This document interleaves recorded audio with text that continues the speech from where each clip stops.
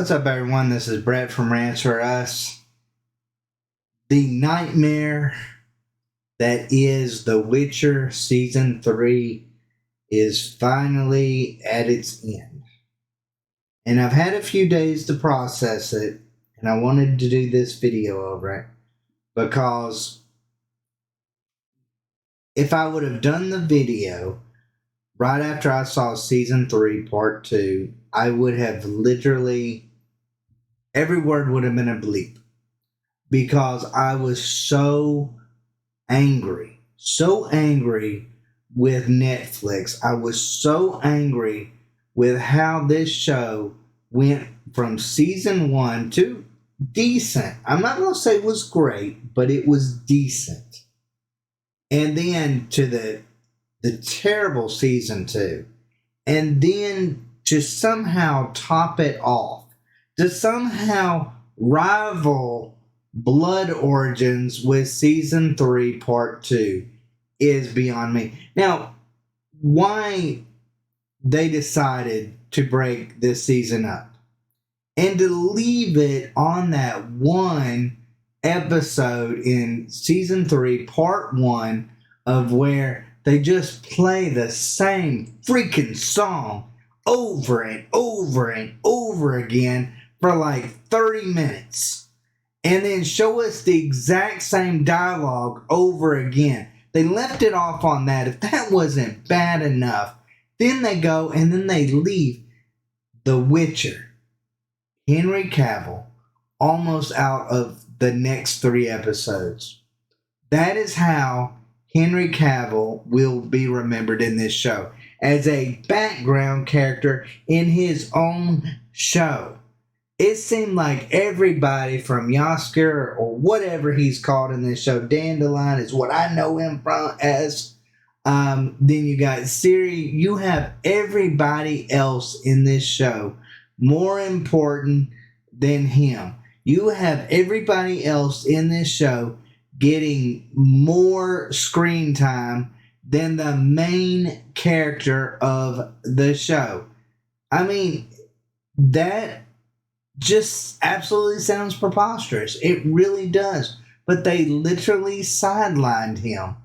And there's no doubt about that in anyone's minds. They sidelined Henry Cavill these last 3 episodes.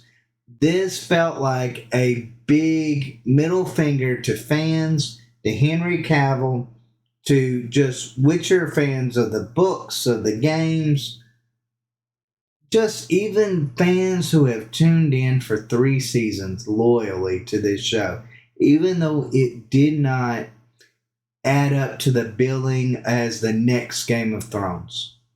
But yet we were still here for you, Netflix. We were still here for you, and you still let us down.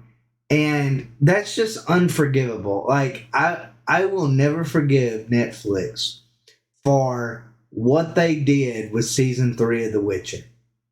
Like, you could have ended the Henry Cavill time as Geralt on a good note. You could have ended it with him going out his swan song, where he goes out like the badass that he's always been on this show.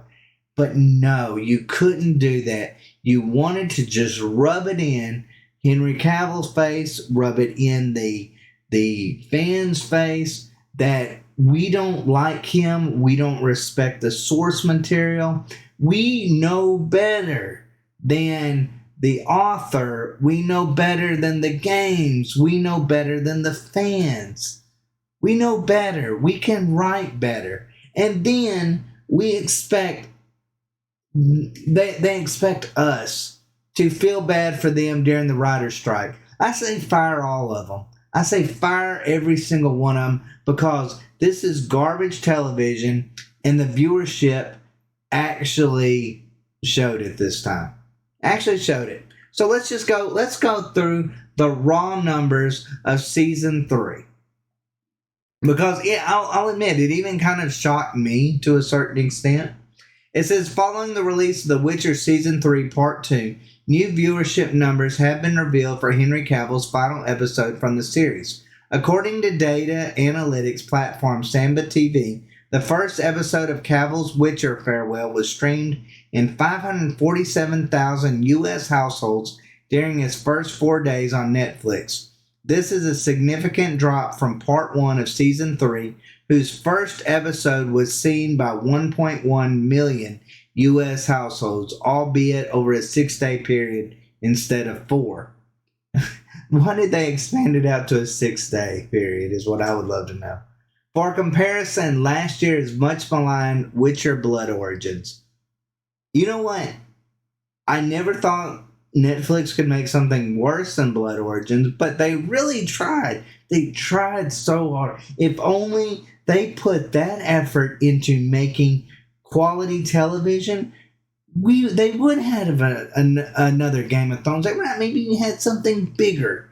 But no, they put it into sucking so bad. Anyways, it was viewed by 1.3 million households across its first 8 days. Some major hits Netflix has been across the same 4-day period include Stranger Things 4, 2.9 million, Outer Banks Season 3, 1.6 million. Look, nothing against Outer Banks. It's a good show, everything. But it doesn't get the marketing that The Witcher gets. So the idea that it got 1.6 million and that The Witcher got 1.1 is just appalling. Absolutely appalling. They even did marketing telling fans that Henry Cavill is still Geralt. I mean, they probably did more marketing saying that than what they did for Outer Banks altogether. So it's just, and then I think it's funny that they then had to put, why has The Witcher seen a viewership dip? Why? I'm just curious, author of this article, why do you think that it was such a dip in viewership? I think every fan out there knows exactly why there was a dip in viewership. And I think we're all just, at this point, appalled. I really thought they were going to at least try to explain how in Season 4 there's a new Witcher, there's a new Geralt, and they didn't even finish that. Like in the very first, the first 1 or 2 episodes, they was trying to do kind of that multiverse kind of thing that wasn't in the book series or in the games. And they were going to try it to see if that worked.